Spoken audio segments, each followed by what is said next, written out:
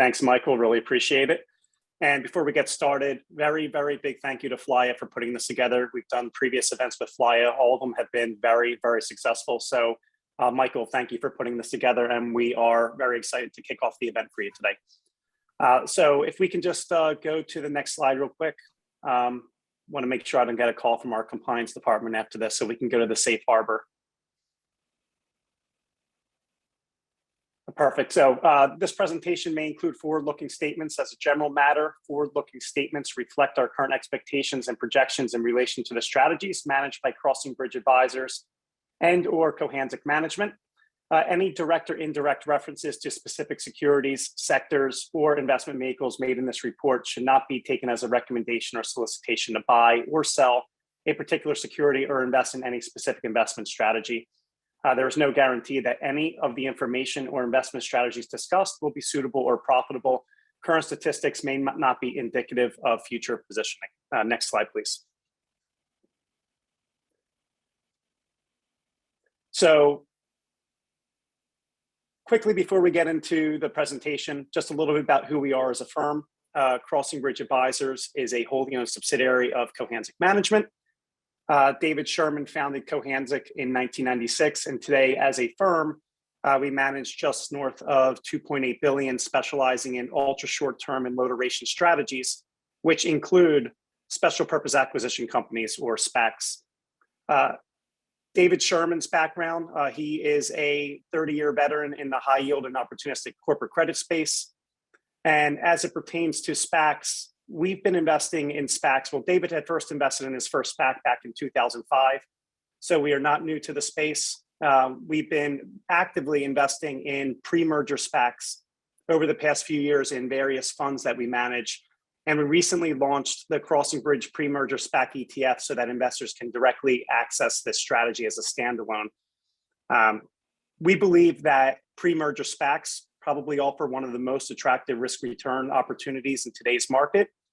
And we've seen very strong demand as the search for enhanced cash and fixed income alternatives continues. With that, I'm going to turn it over to David. We think one of the biggest barriers to the adoption of pre-merger SPAC strategies is probably the lack of education or a misconception of what pre-merger SPACs are and actually how they work. So today, we really want this to be an interactive dialogue. We want it to be purely educational. And last time we did an event like this, we got tons of questions. So there's a Q&A button down at the bottom of the screen. There is a chat feature at the bottom of the screen. Again, we'd like this to be very interactive and hopefully as educational as possible. So with that, I'm going to turn it over to David Sherman, and hopefully you enjoy the presentation.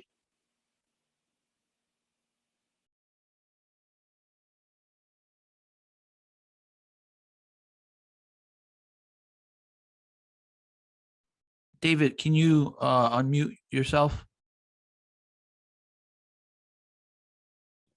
Sorry about that, folks. There you go. Good morning, and can we have the next slide, please?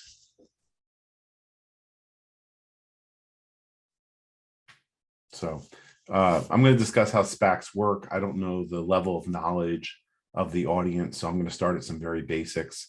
And then from there, I'm going to increase some of the information. It would be helpful if you ask questions, and I will occasionally pause while we're looking to see what's going on. Okay, so my first experience in SPACs was in 2005. Our firm Cohanzic and Crossing Bridge invested in a SPAC in 2005. Cohanzic did, called Globe Specialty Metals. So we've been around the SPAC business for a while. We've seen the evolution of SPACs. Today, Cohanzic and Crossing Bridge, we're affiliated companies. Crossing Bridge is a subsidiary of Cohanzic, manage in any given time $300 to $500 million of a SPAC book. And we participate, depending on the strategy and the fund, through the entire SPAC process, from sponsor shares to IPO units to secondary marketing to announced deals to pipes to de-SPACing into public companies. Next slide. So for those who are unfamiliar, a SPAC is a blank check company. Basically, a sponsor takes the company public, and they do this by raising money in an IPO. So they issue typically units. These units consist of usually a stock stapled to a warrant, or a warrant stapled to a stock. They may have rights and they may have other bells and whistles, but typically it goes issued as a unit. And the investors that buy on the IPO and buy these units give the sponsor cash, or the SPAC cash, and that cash goes into a trust account for the benefit of the SPAC shareholders. And that cash allows the sponsors of the SPAC to show that they have raised capital to go pursue a business transaction that is either a merger or a business combination. So about 50 to 60 days later, the SPAC units will split into common stock and warrants if the holder chooses to. So you'll have eventually three pieces. In the meantime, the sponsors go and find a private company to buy. They announce the deal, and if the deal is voted in favor of, you now have a public company. Next slide. So typically a SPAC IPO will spend some time going through due diligence, picking investment bankers, finding lawyers, et cetera, to prepare for the IPO. And that costs money. And the sponsors put up the money or risk capital to go public. And that money is subordinated to the shareholders. So if they're unsuccessful in reaching a deal, they lose all their money. Then, of course, they find a target, they negotiate, and they announce an agreement. Now, all SPACs have a liquidation life. Typically, it's 2 years or less. So when you buy your SPAC shares, the company will liquidate in 2 years or less unless they're successful in finding a transaction or a merger. So if they find a transaction or merger and they announce it, shareholders will vote either in favor or against the deal. If they vote against the deal, the sponsor and the SPAC still have the ability to continue to look until the liquidation date comes to fruition. If there's no transaction reached by the liquidation date, the cash that was sitting in the trust for the benefit of the SPAC shareholders is returned to the shareholders. So therefore, the shareholders get their cash back. Now, if the company announces a deal in which shareholders vote in favor of it, SPAC shareholders have the choice, even though they're voting in favor of it, of not participating going forward. So a SPAC shareholder can vote in favor of the transaction, but they can choose to redeem their shares like a change of control provision when the company merges. So therefore, they can also get their pro rata interest in the cash account. So effectively, a SPAC unit that splits into warrants and shares, the shareholders get the benefit of the cash, in which they'll get the cash back upon liquidation, or if they choose to redeem their shares on a merger that's been consummated. Or the third choice is the shareholder can participate in rolling their interest into the new shares of the new company. So that's effectively the process in place. Next slide. Okay, so I have a question. So before I go to the next slide, I'll answer the question. And the question is, do you get allocated IPO stock pre-market, or do you buy on the day the SPAC begins trading? Secondly, how do you determine the weightings? Okay, so that's an excellent question, and I will get to it, but we participate in the IPOs themselves and in the secondary process, as well as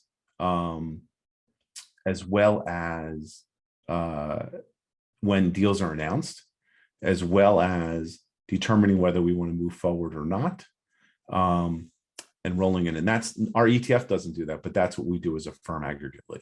I have another question, which I'll answer in a few moments about the ETFs themselves. So just because I want to get most people up to speed that are not as familiar with SPACs.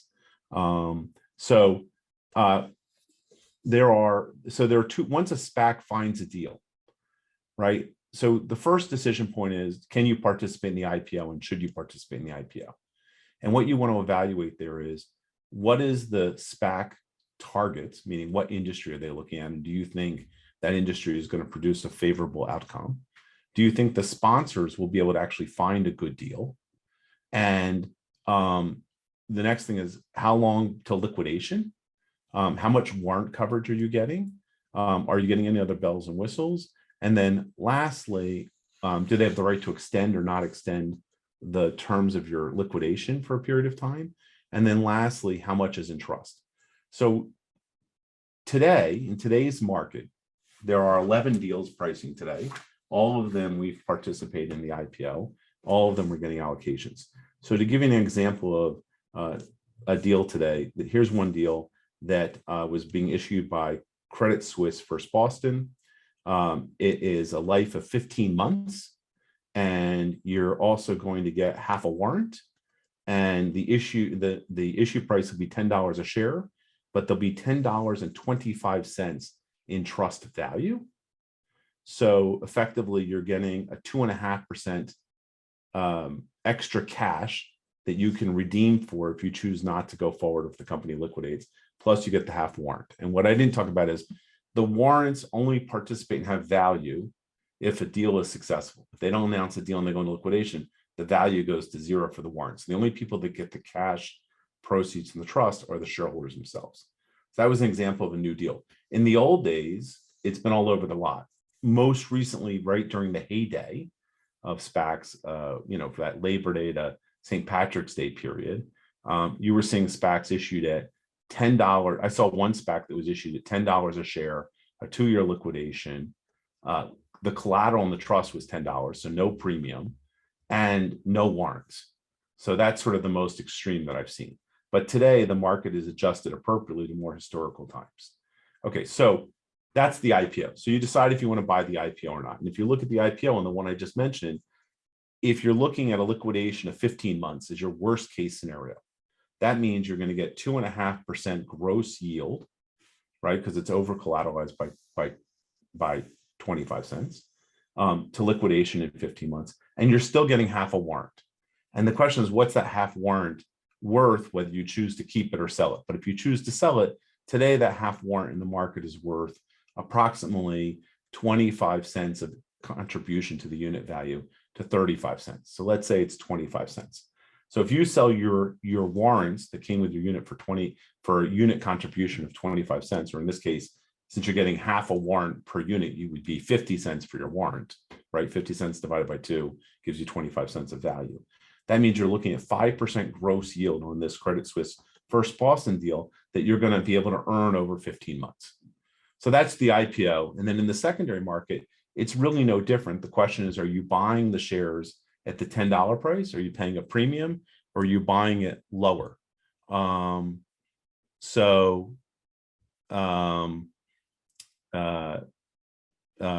Yes. So somebody just mentioned there were another deal that UBS did, which is Juniper, which is true. Juniper, this is their second deal. The first deal, they were successful. They bought a company called Janus International, which we have participated in as a firm. It was a very successful company. You can look at it up as Janus International, but Juniper just issued their second SPAC, and somebody pointed that out. And that was done. He says UBS, which may be true. I thought it was Morgan Stanley, but my memory might be fading me. But if I recall the terms, that was an example that was done at 1020 in trust, and it had an 18-month life, and you got half a warrant. So using the same math, 2% plus using the same 2.5% for the warrant is 4.5%. But this one you're going to earn over 18 months, which in simple yield is about 3%. So that's another example. So Justin, that was the terms of that deal. So it gives you 2 examples. So the point of this is you can buy in the secondary market or on the IPO. The secondary market, everything's the same except what the price is. So sometimes they go up, and currently they're going up past the IPO price because there's excess in collateral. Sometimes they go down. To give you an idea of how the market's moved in the IPO process, about a month and a half ago, sponsors were giving sponsor shares to people that would anchor IPOs in order to encourage getting the deals done, getting the IPOs done. And in fact, our firm did anchor some deals. And in fact, the ETF we run, SPC, Crossing Bridge Pre-Merger SPAC, participated as part of those anchors, even though it's a small ETF, and it actually has founder shares in the ETF. So depending on what the market is will depend on the terms. Now, after that secondary trades, the next big moment is 50 to 65 days later when the units split.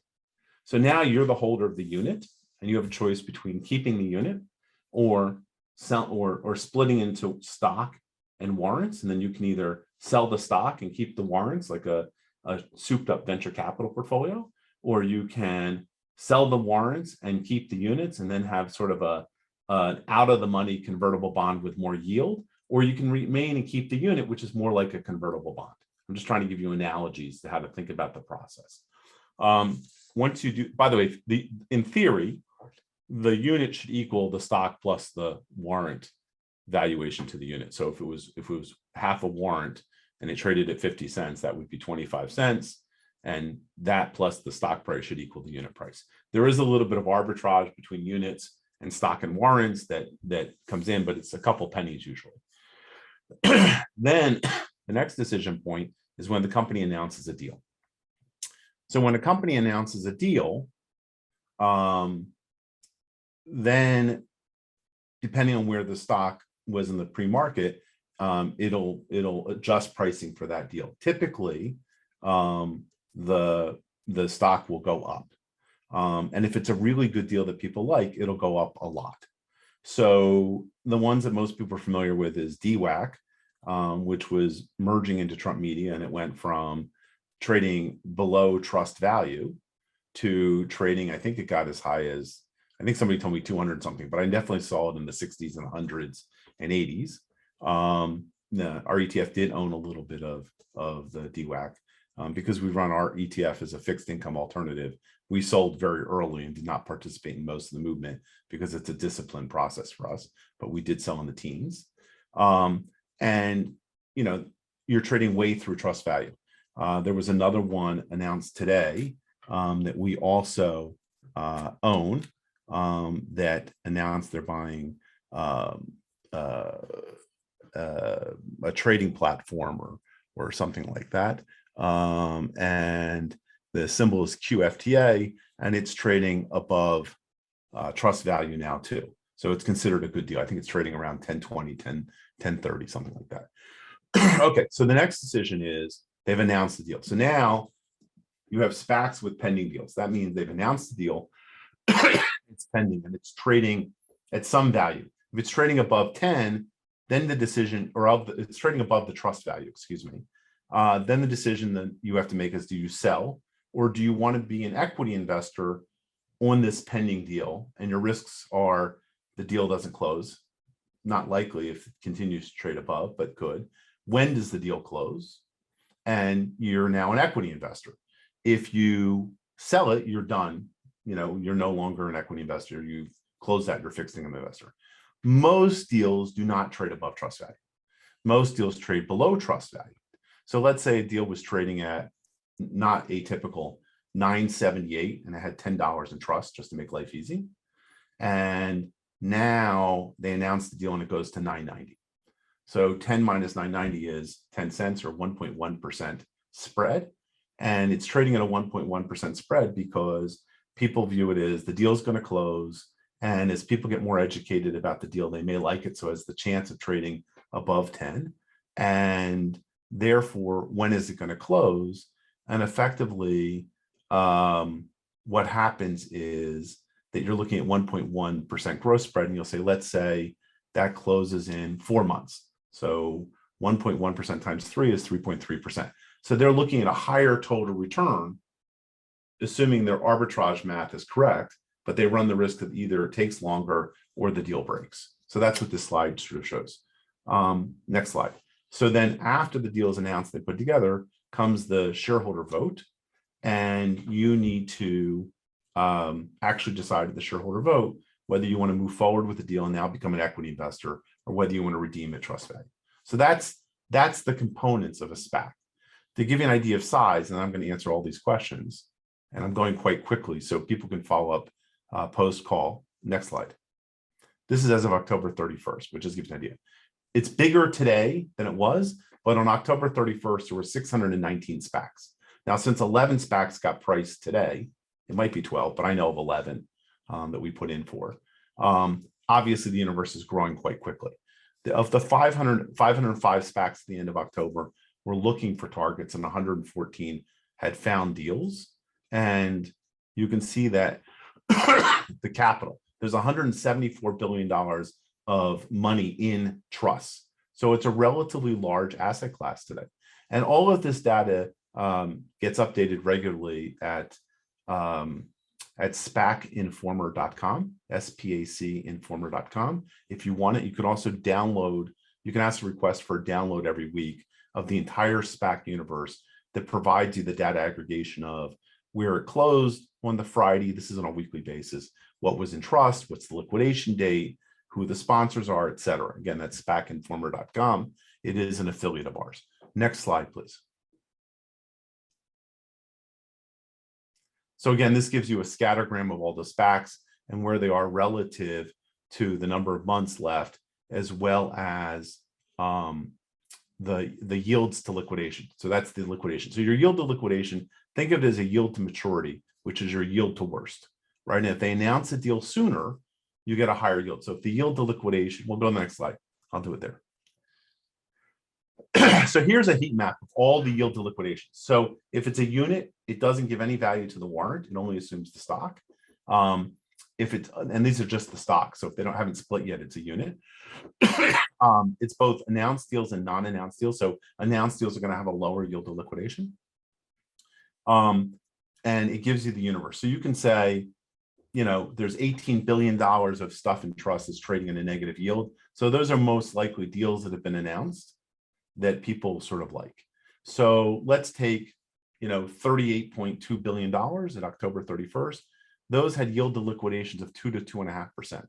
So if the average life left on those was, call it 14 months, and they announce a deal 6 months from now, right, you're going to have a significantly higher yield to liquidation because double 2 to 2.5 by, right, because it's 6 months gives you 4 to 5. And that assumes people don't like the deal. That's just the time between redemption and when you do it. So this gives you the absolute worst yield. It gives you a heat map. It's very helpful. Next slide. So again, this is another form of slides. You can pick all this up at SPACinformer.com. The only thing sort of interesting here is that as you get less days to liquidation, your yields on the ones that are seeking tend to go up. And that's because there's less optionality left in finding a good deal. Next slide. This is just another way of looking at the percent of SPACs seeking targets only and their yields to liquidation. Again, the shorter the life left, the higher the yield typically. Again, because there's less optionality. Next slide.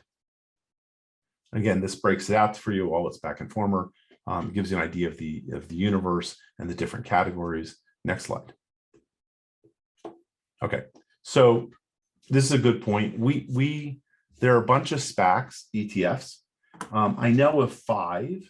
One is SPAK, one is SPCX, one is SPXZ, one is SPAX, and one is SBC, which is us. We're SPAC without a vowel, SBC. So they're all very different. And there's a good piece that talks about the differences. And quite frankly, I can't remember all the differences, but I'm going to try to do this. There was a Barron's article that came out that talked a little bit about some of the differences of some of the ETFs. So I can let me start with what our ETF does, and then I'll sort of go from there. So our ETF is actively managed, and it's only using SPACs as a fixed income alternative. So it's never going to buy a SPAC above trust value. It's in our prospectus. It says we'll never do it. That means if we buy an IPO that's units, it will be at trust value or below trust value, but it will never be above trust value. So that means we can't buy sponsor shares to push it above trust value. It means we can't, value warrants. It's really what's in the trust value. So if there's $10 in trust, it means we're paying 10 or less, no matter how you want to value the warrants or the bells and whistles. And that's true whether it's an IPO or a secondary purchase. And then that's in our prospectus.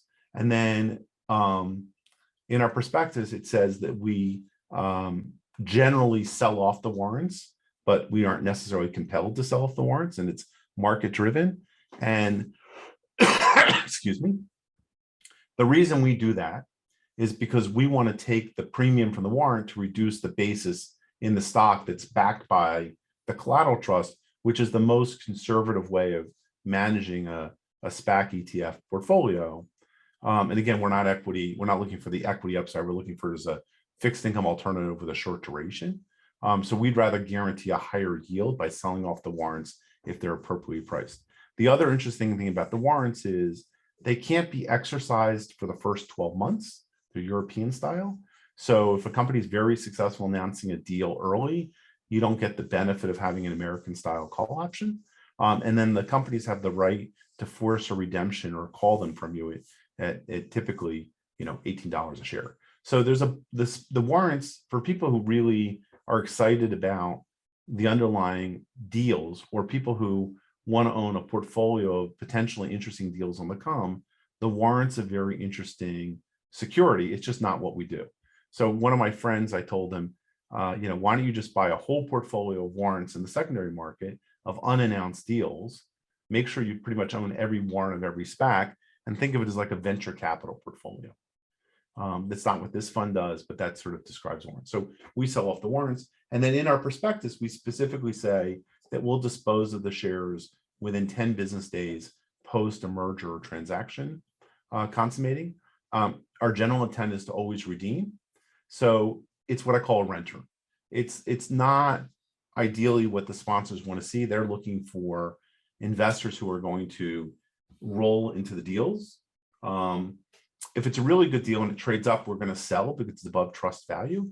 But we look at it as strictly a fixed income security. And we look at it as almost like a slightly busted convertible bond. So we look and say it's a bond that has a 2-year maturity or less. It has a 0 coupon. Our principal risk is T-bills, right? That's in the collateral trust. And we're buying it at trust value or a discount to trust value. And that's our yield. And we sell off the warrants. We create a bigger discount. But in return, that's why it's not sort of an at-the-money convert. It's a busted convert. You can keep the units and get more juice for the ones that have better deals, or wait till there's announced deals. Often warrants will go up after there's an announced deal because people like them. There are not always, but often. So there's a little art to it. But that's what we do. To give you another example, SPAC SPAK, which I believe is the defined SPAC, really is much more focused in participating in SPACs that have gone public and have completed the process. So they're really they have a much greater, they have an emphasis on, or at least they had an emphasis on deals that got done. So if you're looking for sort of a SPAC ETF that's participating in the post transactions, that's a very different strategy. That's something more akin to SPAK. SPCX, I don't remember who that is, and SPXZ is Morgan Creek. Again, some of them are algorithmic, some of them are a combination of announced deals, post deals, and pre-merger fixed income like ours. Both SPXZ, SPCX, and SPAK, according to their prospectuses, do not view it as a great fixed income product. They view it as sort of an overall SPAC universe product. There is another SPAC, SPAX. This is the Robinson SPAC. They also do what we do. It's very similar. I think the big difference between us and them is in the prospectus is that we have tighter covenants. But I think if you look at SPAX, their intent, if you read their prospectus, is also to manage the fixed income portfolio. So I think the one that's most similar to SPC, which is what we run, SPAC without a vowel, is similar to that. Next slide. Okay, so this is our firm. So now I'm going to take questions, and I hope in a very quick way. I know that we have limited time, and I only wanted to present sort of 30 minutes because generally I get a lot of questions, and that's more helpful. So let me just go through some of these questions here. So let's see. Could you explain again how to price half the warrant from, okay. So one of the questions I'm getting is how do you price the warrant? So that's an interesting question. So there are two things. When you get a unit, you typically get 0 warrants, a quarter of a warrant, a half a warrant, 3/4 of a warrant, or a full warrant. So those warrants, when they split, are going to trade. And you would think something that's, and those warrants, you get a half a warrant, which means if you own 1 unit, you don't have a warrant to sell. So if you have 2 units, you have 2 shares of common and 1 warrant. Okay. So if it's a half a warrant, if the IPO is we're going to give you a unit which has a warrant stapled to it and it's half a warrant, you would need 2 shares, 2 units to have 2 shares and 1 unit. 1 warrant. So 2 units would be 2 shares and 1 warrant. I apologize. If it's a half warrant in the IPO. Okay, the warrants traded whole lots, obviously. So if you have a unit that has 1 share and 1 warrant, obviously 1 unit is all you need. And obviously, if you have a quarter unit, you need a quarter warrant, you need 4 units. Okay, so the warrants trade, and the warrants are going to trade at various prices. We've done a bunch of work on this. We can provide people afterwards. But when the warrants trade, they typically if you got 1 warrant with your units, they typically trade higher than if you got a quarter warrant with your units. I'm not sure that price action should work that way, because in theory, somebody's offering less warrants is either a more seasoned SPAC sponsor, or they're more, people perceive they're more likely to do a good deal and they didn't need to offer as much. It's also the less warrants, less dilutive to a target, but it does the less initial unit coverage with the warrant, the less they trade. So in general, though, those warrants trade. And today, if you look at the prices of where they trade, they generally equate back to 20 to 35 cents worth of value to the unit. So that's 2 to 3.5%. There's a very good piece that I read about from Odeon yesterday that went through a long explanation on how the warrants are very underpriced. So I think that is something to consider. But you have to be somebody that wants to have a view on owning the combined company, because the warrants don't participate in the collateral trust. So it's really, you're buying an equity out of the money because they're struck at 11.50. So you're buying a warrant out of the money on a deal that's either hasn't been announced, so it's on the come, or a deal that's been announced, so it requires a very different type of view. And then there's the whole, what should a warrant trade based on Black and Scholes and warrant models? So that was the question I think that I may have answered from somebody. Let's see what else we have here.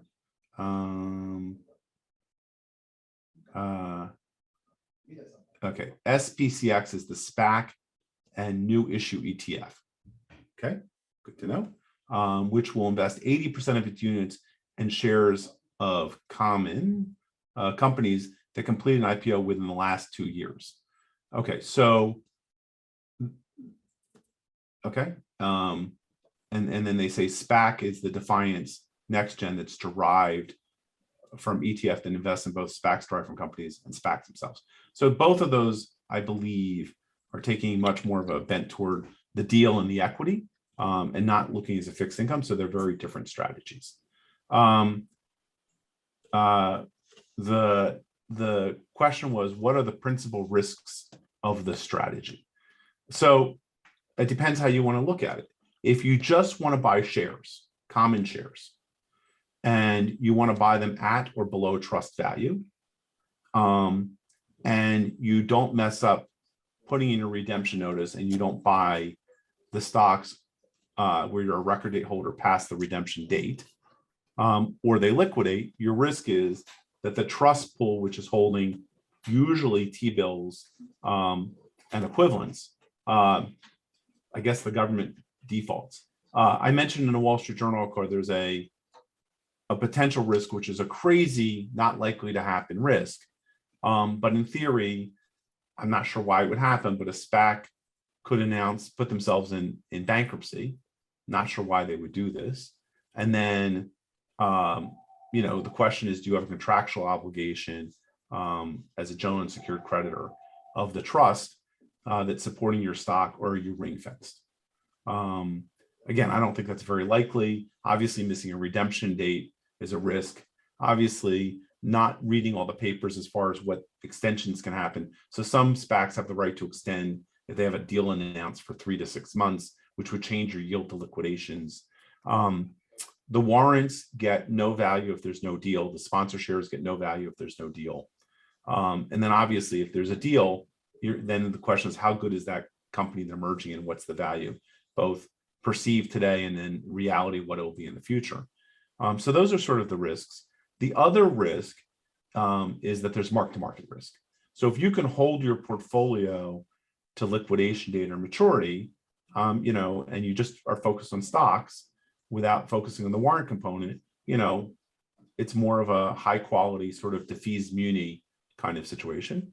But if you're a warrant holder, right, your warrant could be worth zero. And it could be worth zero either because they don't find a deal or because the stock never gets above 1150 worth exercising.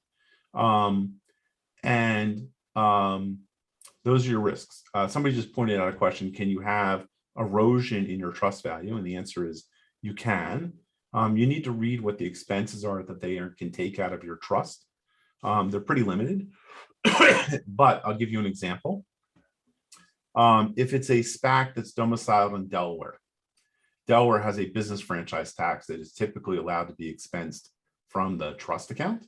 And since the collateral trust accounts are currently earning practically nothing, right, on their value, you could actually have erosion because they have to pay things like the Delaware business franchise tax. So for Delaware domiciled entities, depending on the size of SPAC, you might want to assume that if originally you had $10 in trust, that maybe you're only getting $9.99. The companies actually produce the value of what's in their trust account in their 10Qs and in their 10K. So you get updated pretty regularly. And then lots of people make assumptions on what the trust is going to earn. And they say, this is what the value is going to be on liquidation. So you have to be careful there.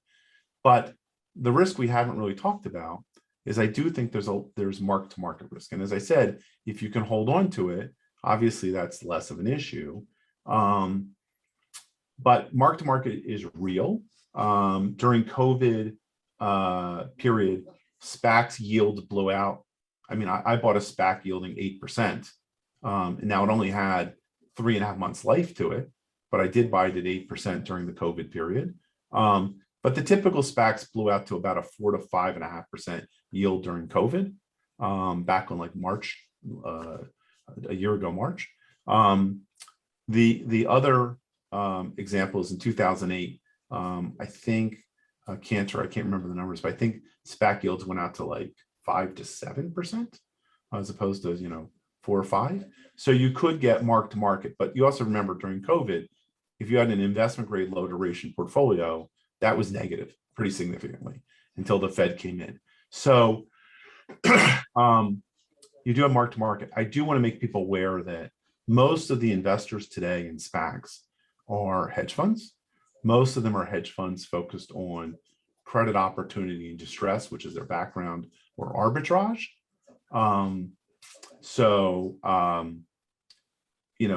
That sort of tells you sort of how the markets develop, and a lot of them are levered. So I don't know this is factual, but I believe hearsay is the word I would use. Hearsay, firms like Millennium are levered 8 to 1 or more. Citadel levered 8 to 1 or more. So a lot of them are levered because they look and say, I've got this sort of over collateralization trust. I'm buying them below trust value. There's sort of a yield I can calculate. I can borrow less. I can make a spread. And if they announce a good deal or the market gets hot, they're going to pop through trust value and they make a significantly greater return. And by the way, a lot of the deals that are getting announced now are starting to trade above trust value, either because they're better deals or because the market's more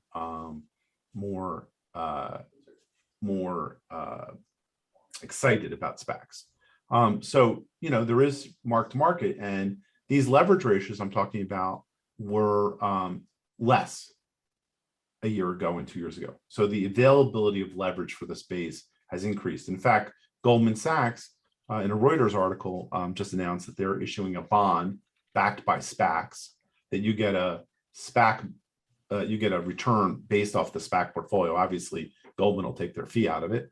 And you can even have a levered portion where they can come after you. So if it doesn't work out. So there is leverage in the system. Somebody asked us, are SPAC ETF SPC leverage? And the answer is no. None of our SPAC portfolio is levered in any of our funds and in our firm wide, nor is the ETF. I like having dry powder to take advantage of volatile periods. We come from a vulture credit investing background. So you tend to like having a lot of cash. My background before starting Cohanzic in 1996 was at Liquidation, where we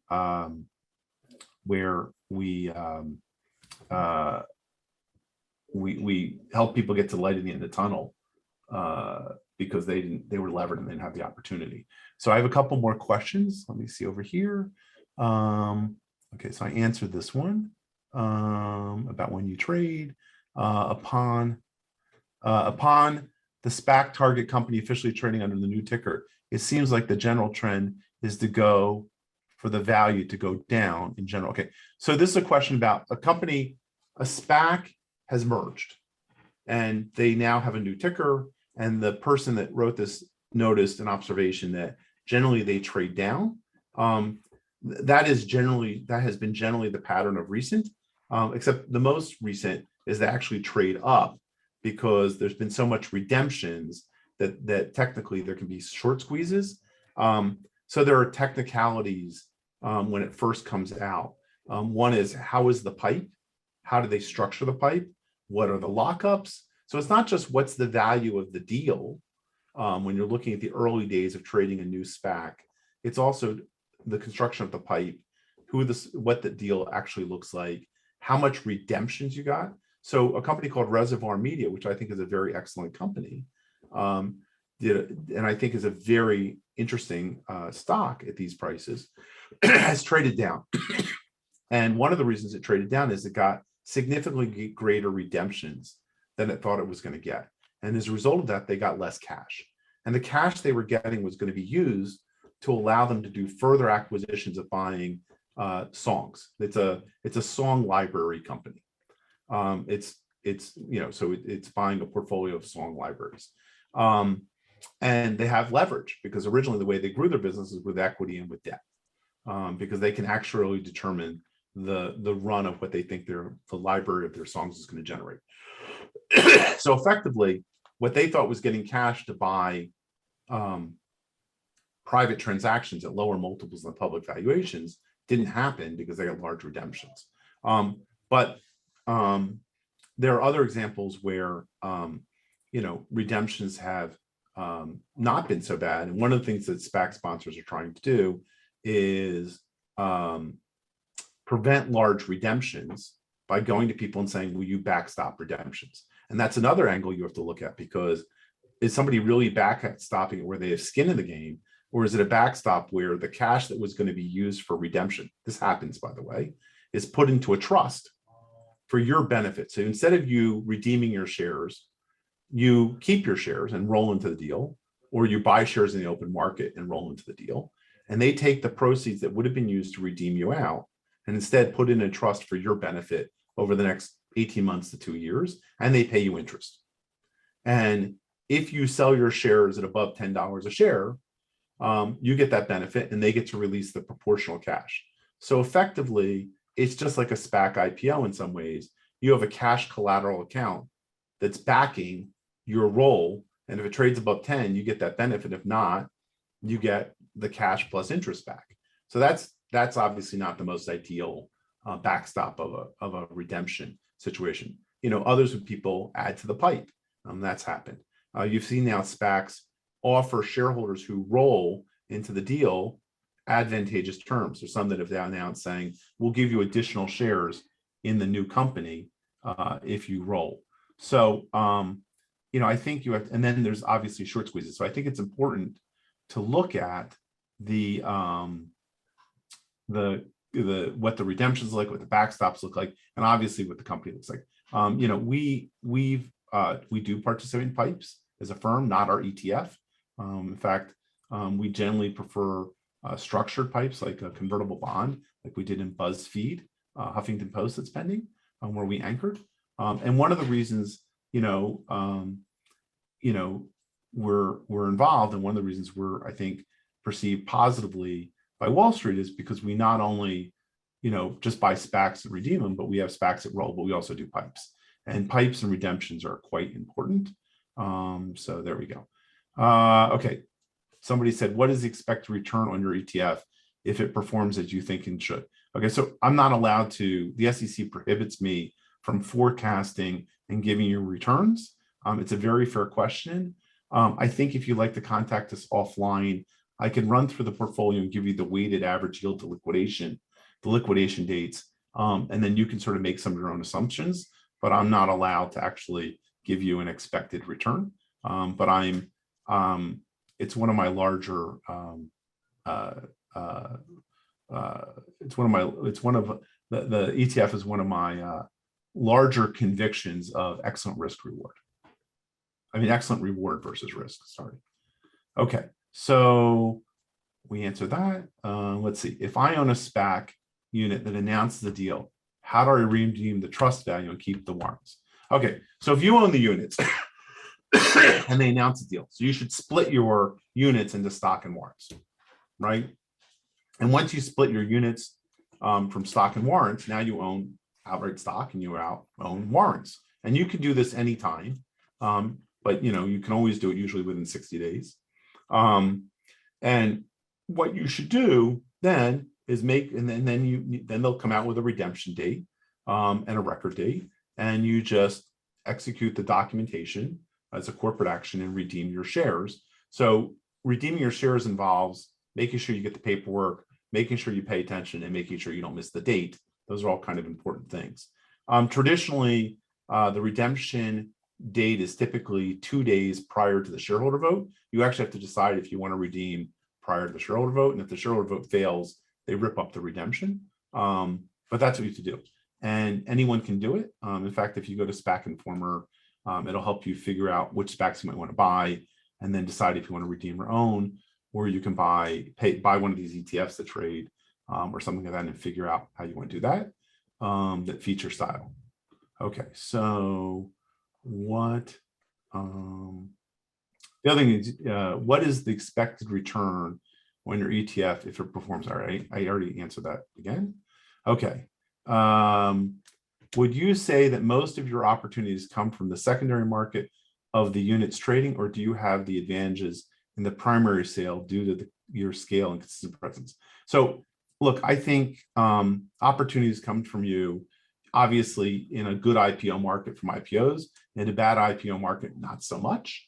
They come to you in the secondary market where if it's a if it's a good IPO market, usually the secondary market is starting to move up too. And if it's a bad IPO market, usually the secondary market can move down.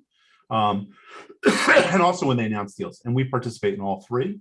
I think, we're pretty well respected and considered one of the top 100 players, but the very bottom of that 100. I think evidence of that is the fact that we've anchored shares in the ETF, has been able to participate and get founder shares and things like that. What is the AUM of the ETF? So the ETF we started about 5 weeks ago. It might be 6 at this point. It has a whopping $10 or $11 million in it. The ETF only buys SPACs. It doesn't buy anything else. Again, it's SPC, SPAC without a vowel. It says, does your firm have any allocation to SPACs outside the ETF? So yes, our firm's a $3 billion firm with $2.9 billion in AUM. And we have SPAC exposure throughout our firm in various strategies. Our entire firm is invested in SPACs at the moment because we think the return versus risk is significantly interesting. That over the history of we've been involved since 2005, not all of our strategies and not always did we have very big exposure in SPACs. But today, we think relative to other choices out there, it's extremely attractive. Various strategies have different limitations and everything else. But as a general rule of thumb, all of our strategies have at least a 10% exposure today in SPACs, and they could be higher than that. They could be in the as much as 22%. So I answered that. Okay, now I have another question. Putting the expected return aside for compliance purposes, thank you.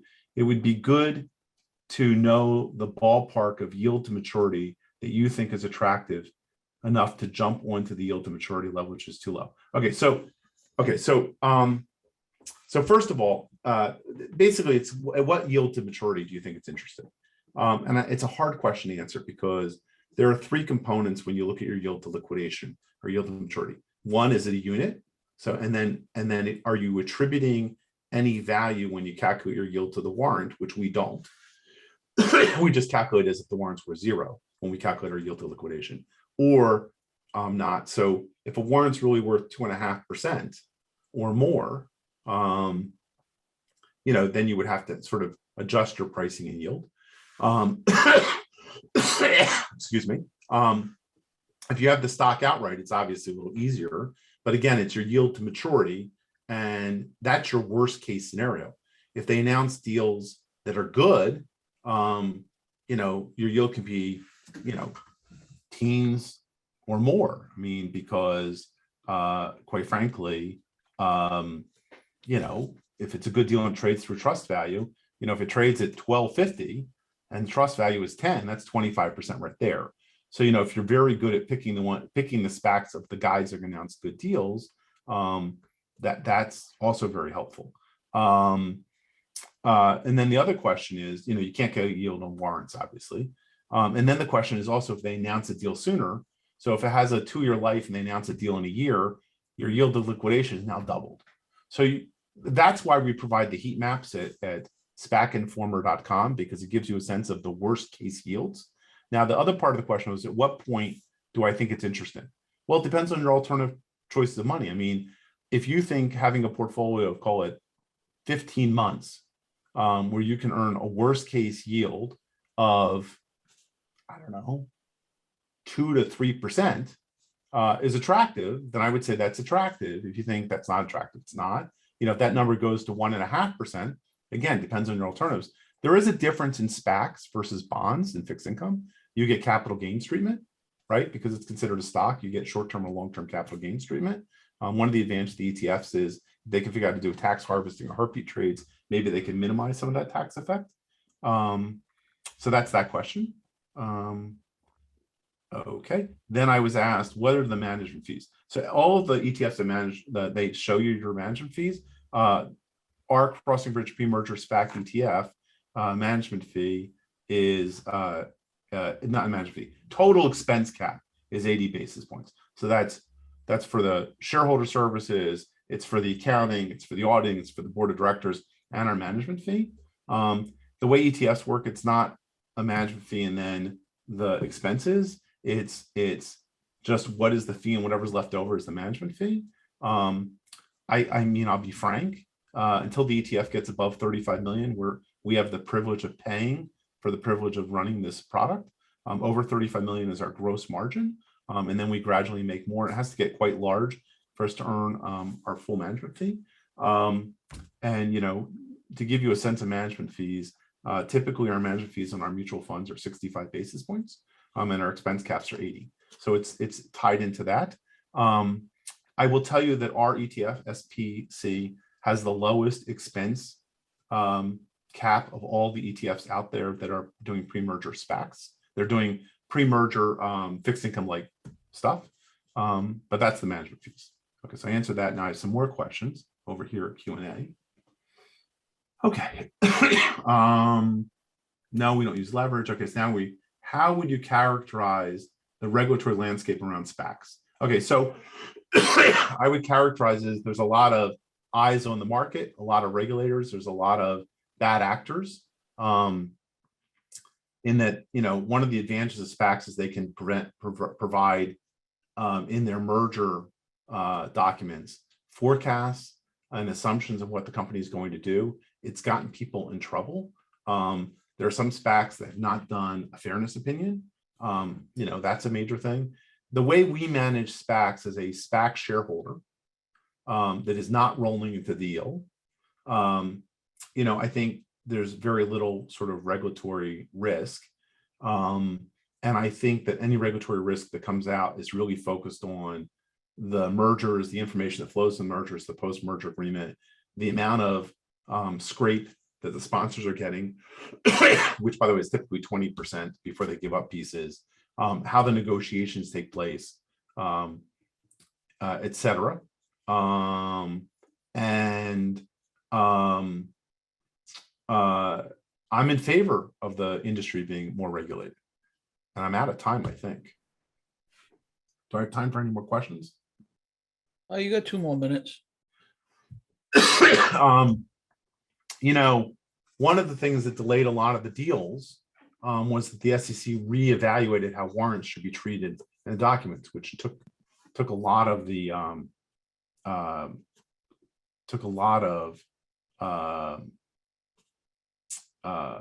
the period of the deal things done.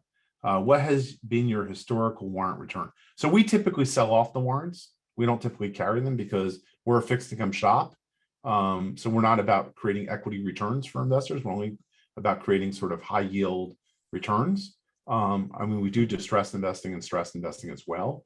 So there is some equity component to it, but we're not really, it's a hybrid. We're really not outright equity investors in most of our funds. So we don't have a historical warrant return.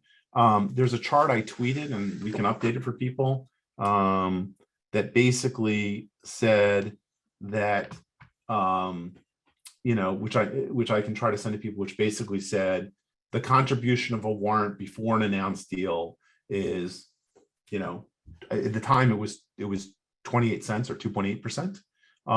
It moves around. We update it regularly. We can provide it to people. Maybe we'll try to put on SPAC Informer, but there's a pretty wide range between the lows and the highs. You know, we have a bunch of warrants we're in the process of selling now at, call it 75 cents a warrant. So if you got one warrant, that's 7.5%. But if you got half a warrant, obviously it's a little over 3.5%. And if you got a quarter of a warrant, it's a lot less. The warrant returns, I think the guys who have exercised strategy where they bought warrants at, let's say, you know, in the 20 to 40 cent range, have typically made money when they're, because they've typically gone up from there when there's an announced deal. I haven't really done enough back study work to know, but it is a strategy guys pursue. You know, when warrants are at 10 or 15 or 20 cents, we're not selling them. That's just not, that the price doesn't make sense. So, you know, at 70 cents, it's a different story. At 60 cents, it's a different story. So it really depends on what its price is in contribution. So I answered that. David, That's it. I appreciate you coming today. I appreciate, you know, Crossing Bridge Advisors. You're in a very, very fascinating space that I think is only going to continue to grow. So congratulations with the successful launch of this ETF. And, you know, I hope to be part of the success, getting you up above that, you know, that benchmark range that you're speaking of. So I'm highly confident based on our inquiries that people express that the ETF should grow pretty nicely over the next 3 to 4 months. And I tell people we're 50 million away from being 300 million, right? It's the old chicken egg. You got to be bigger for people to put it in, but we're getting there. You know, we appreciate everybody's support, but anyone who has any additional SPAC questions, feel free to contact us directly. We're happy to educate you as much as possible. And thank you for the time for Flylet. I think it's great that you guys have done this, Michael. all right. Thank you very much. All right. Thank you, Michael. Thank you, John.